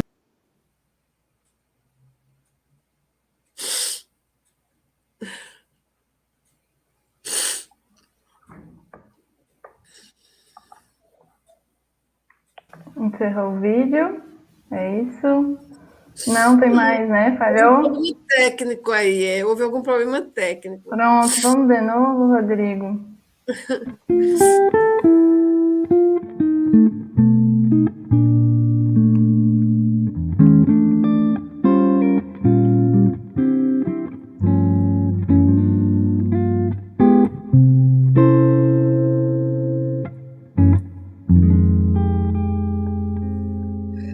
Quando seu sorriso tão bonito enchia a sala de guizos e de alegria, a vida ficava tão linda, somente um sorriso existia. Toda a alegria da vida você trazia e a tristeza partia. Se você chegava e a vida ficava tão linda, somente um sorriso existia. Hoje a ausência sofrida, minha alma dorida, ferida esta tristeza que invade a lembrança daquele sorriso e uma grande saudade.